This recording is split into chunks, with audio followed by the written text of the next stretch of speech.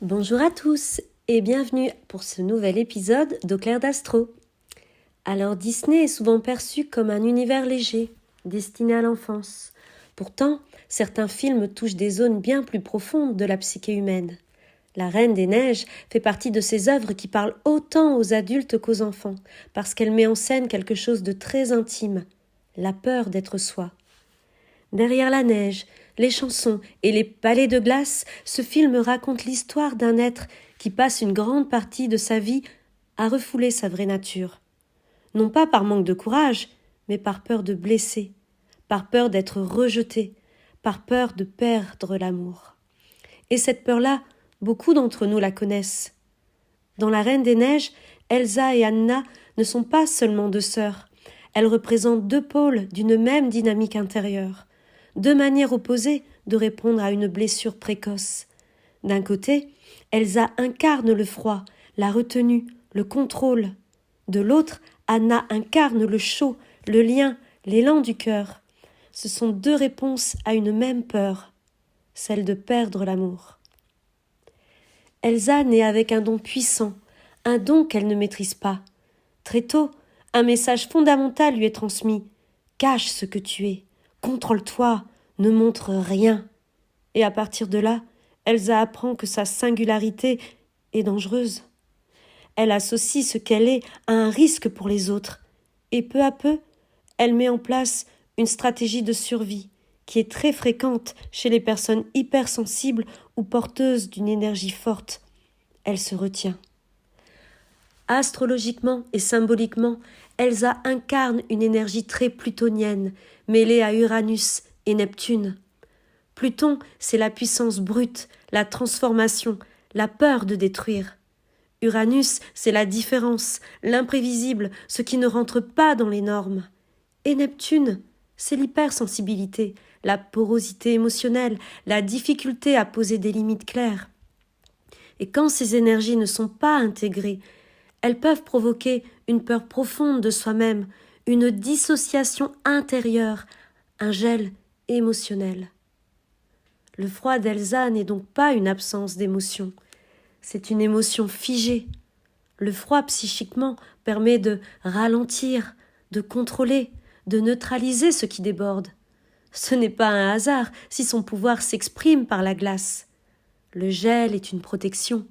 Il empêche l'explosion, mais il empêche aussi la circulation de la vie. Elsa devient alors quelqu'un qui contrôle tout, ses gestes, ses mots, ses émotions. Elle se coupe progressivement du lien, non pas parce qu'elle ne l'aime pas, mais parce qu'elle a peur de ce qu'elle pourrait provoquer.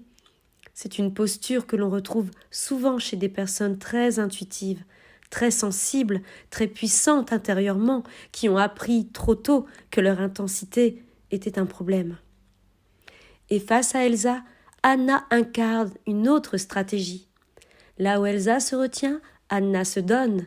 Là où Elsa se coupe, Anna cherche le lien. Anna ressent, agit, aime parfois sans discernement. Elle représente une énergie beaucoup plus lunaire et vénusienne, une énergie de chaleur, de relation, d'amour incarné. Elle ne cherche pas à se protéger du monde. Elle cherche à être aimée, parfois au prix de son propre équilibre. Anna peut se tromper, se précipiter, idéaliser, mais elle reste profondément connectée à la vie.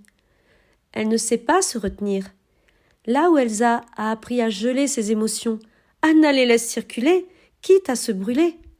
Ces deux postures sont opposées, mais aucune n'est suffisante à elle seule. Et la force du film réside dans cette dualité. Elsa représente le contrôle sans lien. Anna représente le lien sans contrôle. Le film ne nous dit pas que l'une a raison et que l'autre a tort. Il nous montre que la guérison passe par l'intégration des deux. Le contrôle sans amour isole, l'amour sans conscience peut aveugler. Et la chanson « Libérée, délivrée » est souvent perçue comme un moteur de libération. Et c'en est un, mais partiel. Elsa se libère du regard social, des injonctions, de la peur d'être vue. Mais elle le fait en s'isolant.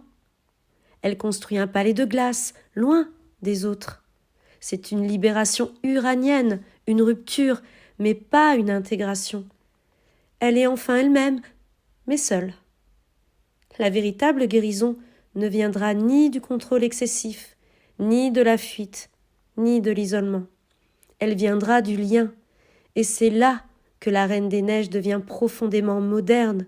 Ce n'est pas un prince qui sauve Anna, ce n'est pas un amour romantique qui résout tout. C'est un acte d'amour sororal, un acte d'amour filial, incarné, réel. C'est l'amour entre les deux sœurs qui permet à Elsa d'intégrer sa puissance sans la craindre. C'est le lien vivant qui transforme la glace en eau, le contrôle en confiance, la peur en responsabilité. Le film nous montre que la vraie guérison passe par l'acceptation de soi, mais aussi par la relation, par le fait d'être soi en lien. Et le message symbolique de la Reine des Neiges est clair. Refuser ce que l'on est rend malade. Contrôler à l'excès fige la vie. L'amour sans vérité est fragile. La vérité sans amour est froide. La guérison passe par l'intégration de toutes les parts de soi, même celles qui font peur. Ce film parle à tous ceux qui ont appris trop tôt à se retenir, à se contrôler, à ne pas déranger. À ceux qui ont confondu sécurité et gel émotionnel. À ceux qui portent une intensité intérieure qu'ils ont longtemps vécue comme un fardeau. Et peut-être que, comme Elsa, le chemin n'est pas de devenir quelqu'un d'autre, ni de se transformer, mais simplement d'oser être soi, pleinement, sans se couper des autres, d'oser laisser fondre la glace un peu, pour que la vie puisse à nouveau circuler. Merci pour votre écoute.